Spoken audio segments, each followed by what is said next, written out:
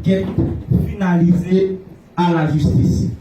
Pour ce faire, rapidement, nous vous souhaitons la plus cordiale bienvenue, mesdemoiselles, mesdames et messieurs de la presse, parlée, écrite et télévisée. Et comme vous le savez, nous allons commencer avec notre hymne national et notre ingénieur est prié de passer pour nous l'instrumental pendant qu'on se met debout, s'il vous plaît.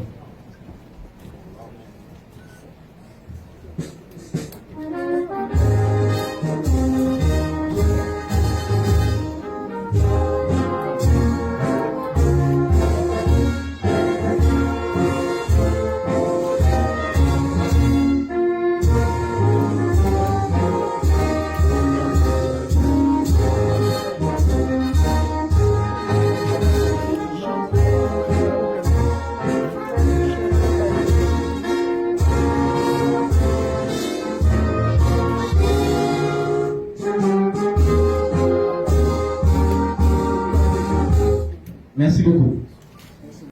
Conformément au décret du 8 septembre 2004 qui porte la création de l'unité de lutte contre la corruption et également en toute conformité à la loi du 12 mars 2014 qui porte prévention et répression de la corruption.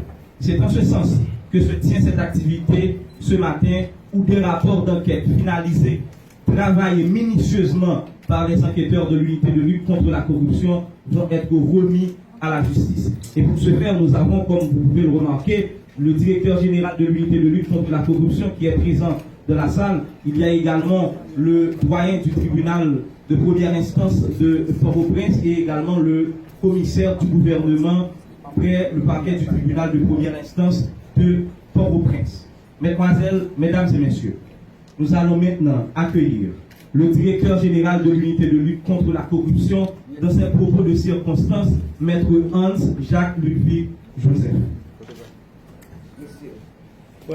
C'est un contrôle que les citoyens doivent avoir sur les actes de ses représentants. Cette année, ce fait tenaire, l'UNCC exigera des comptes au nom et pour ceux qui viendront après nous et pour lesquels nous allons certainement continuer. Je vous remercie.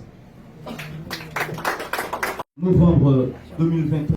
Et les membres du cabinet du directeur général de l'unité de lutte contre la corruption et les cadres de l'unité de lutte contre la corruption laissent les lieux avant vous, les journalistes.